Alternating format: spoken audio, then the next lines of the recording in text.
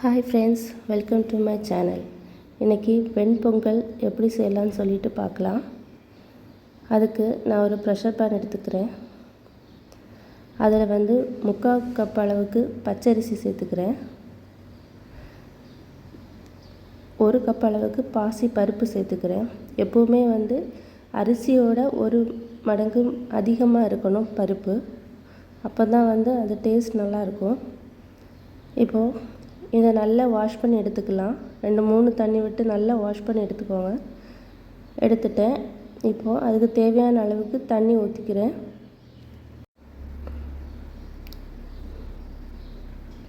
அதுக்கப்புறம் அதுக்கு தேவையான அளவுக்கு உப்பு போட்டுக்கலாம். உப்பு நம்ம வாயில் வைக்கும்போது ஒரு இது அதிகமாக இருக்கணும், கொஞ்சம் உப்பு கூடுதலாக இருக்கணும். அப்போ தான் அரிசி வெந்து வரும்போது கரெக்டாக இருக்கும். நல்லா மிக்ஸ் பண்ணிவிட்டு குக்கரில் விசில் போட்டுடலாம். இது 2 இல்லது 3 விசில் போட்டுக்கலாம். நல்லா வெந்து இருந்திருக்கணும் அரிசி. அது வரைக்கும் விசில் போட்டு நல்லா எடுத்துக்கோங்க. தீ சிம்மில் வச்சு 2 விசில் போட்டுக்கோங்க. இப்போ விசில் போட்டுட்டேன். இப்போ ஓப்பன் பண்ணி பாருங்கள். ஓப்பன் பண்ணி பார்க்கும்போது நம்ம ஸ்பூன் வச்சு பண்ணி பார்க்கும்போதே தெரியும், நல்லா மசிஞ்சு பேஸ்ட் மாதிரி அப்படி வரும். பருப்பும் அரிசியும் நல்லா வெந்துருச்சு. இப்போது ஒரு பேன் எடுத்துக்கலாம். இந்த மாதிரி நல்லா ஸ்மாஷ் பண்ணி எடுத்துக்கோங்க. ஒரு பேன் எடுத்துட்டேன். அதில் 1 டேபிள் ஸ்பூன் அளவுக்கு எண்ணெய் ஊற்றிக்கிறேன். தேங்காய் எண்ணெய் தான் எடுத்துக்கிட்டேன். அதில் 2 டேபிள் ஸ்பூன் அளவுக்கு நெய் சேர்த்துக்கணும். நெய் அதிகமாக சேர்த்தா நல்ல டேஸ்ட்டாக தான் இருக்கும். குழந்தைங்களுக்கு கொடுக்கணுன்னா நீங்கள் அதிகமாகவே நெய் எடுத்துக்கலாம். அதில் 1 டீஸ்பூன் அளவுக்கு கடுகு போட்டுக்கிறேன்.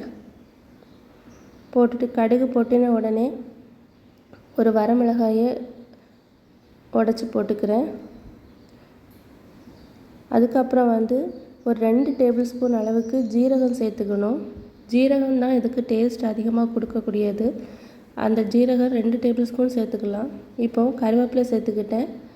இது நல்லா பொரிஞ்ச உடனே அதில் நம்ம வேக வச்சுருக்க சாதம் இருக்குல்ல, அந்த பொங்கல் அரிசி பருப்பு அந்த சாதத்தில் நம்ம இதை போட்டு நல்லா மிக்ஸ் பண்ணிக்கணும்.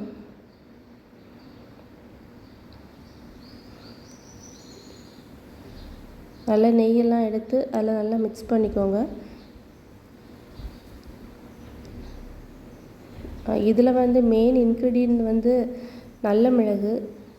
அந்த மிளகு ஆக்சுவலாக நான் இதில் போடலை. அதனால் நான் ஒரு பேன் மறுபடியும் வச்சுட்டு எண்ணெய் ஊற்றி அதில் நல்ல மிளகு அதில் பொரிச்சு எடுத்துக்கணும். இதில் சேர்த்துக்கிறேன். நல்ல மிளகு தான் ரொம்ப டேஸ்ட் கொடுக்கக்கூடியது. அது இல்லாமல் இருந்தால் பொங்கல் நல்லா இருக்காது. நான் அதை மறந்துட்டேன். அதனால தான் இப்போ பொரித்து சேர்த்துக்கிறேன். நீங்கள் அந்த ஜீரகம் போடுற டைம்லேயே நீங்கள் நல்ல மிளகை சேர்த்துக்கணும். சேர்த்து நல்லா பொரியப்பட்ட உடனே இதில் நல்லா மிக்ஸ் பண்ணிக்கோங்க. இப்போ டேஸ்டியான பொங்கல் ரெடி ஆயிடுச்சு. ரொம்ப டேஸ்ட்டாக இருக்கும்.